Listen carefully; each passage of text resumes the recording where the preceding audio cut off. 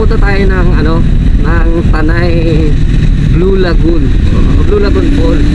So it takes 1 hour and 45 minutes. Hihinto ako, kain tayo, tapos doon natin pag-usapan. If the world was ending, I wanna be next to you. Woo.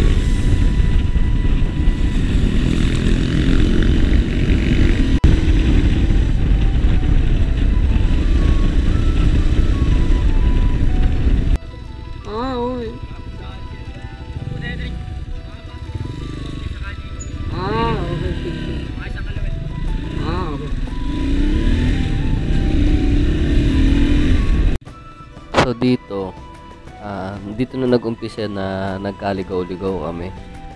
Without knowing pala na sinasabi ng mga community pala talaga dito is marami talagang naliligaw dito sa kalsadang ito papunta doon sa falls sa Blue Lagoon. So ayun na nga, kung saan na nga kami nagpapapasok na kalsada, and halos sa feeling ko hindi naabot yata ng motor yung mga dinadaanan namin, kaya medyo umatras kami at nagtanong-tanong na kami sa community.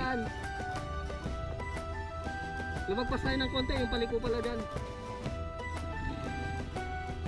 Bugahan mo na, trail boy!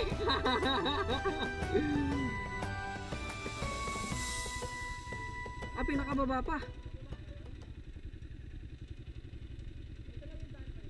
Wala nang pagganon dito? So ang tinuturo ng bata is doon talaga sa baba, yung pinanggalingan namin. So naniwala na lang kami sa kanya since taga doon siya. Pero hindi niya nabanggit na bawal pala ang motor. So yun, sinundan namin din yung tinuro ni ate. Yun, kahit na medyo mahirap-hirap yung dinaanan namin kasi sa totoo lang sa video siguro maganda, madali lang siya tignan, pero pag nando ka na sa actual, ang hirap i-balance ng motor kasi hindi pantay yung daan at malalaki yung bato, mapuputik. Pero nag-enjoy naman kami.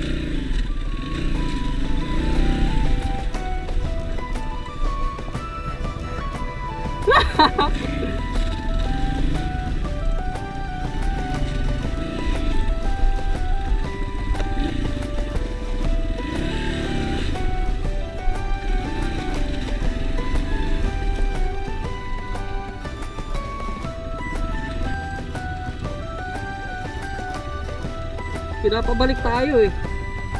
Pinapabalik tayo. Oh, ito. Ha? Oh, magtatanong na lang ako. Tatanong ako. Laban pa yung motor? Lalaban pa? At dulas ka sa akin eh, ayop na yan.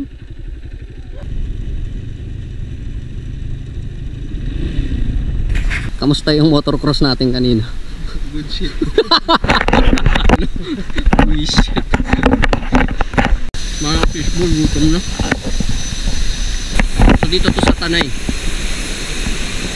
Grabing motocross kanina, punyemas. Kamut. Scam pala yun. Naka-navigator pa, scam pala yun. Akala ko naman tapos na yung adventure namin. Pag nakita ni Carlo to, sabihin niya bibili na rin ako ng malaking motor. Ay daw oh. Uy, taga-Tondo. Sige, mga kamag-anak pala ka ni Andres Bonifacio. Sige, mag-ingat kayo, baka malunod kayo dyan, ang babaw dyan. Akala ko ito na yung pulse eh. Hindi nakakalapit or makakapasok yung motor, lakad lang. Kapagod.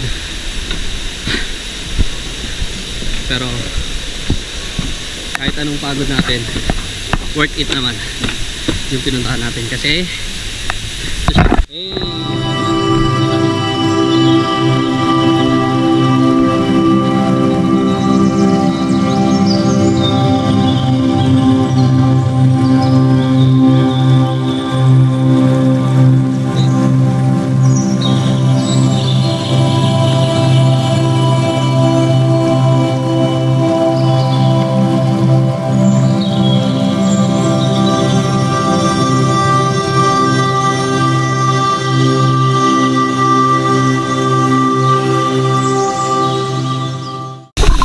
malalim.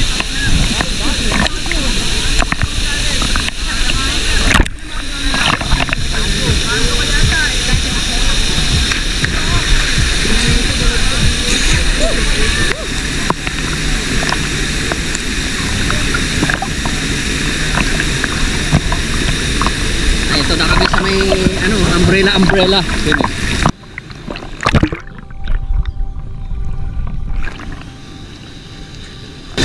Nagda-dive kami. Ang saya-saya lang. Panalip-lalip doon, hindi kaya nag-isa kamay. At mo ng barko niyer. Wala na naman ganito. Kaya na ngayon, bakal na naman yung ano ko doon. Magsisilsil ka na naman ng bakal doon. Bakal na. Yes! Ang sakit sa likod. Massage.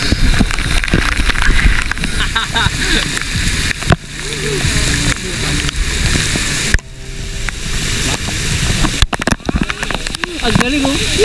Jumanji no. Hindi kami pwede magtagal dito ng 12 kasi tadaan. Baka matapakan kami.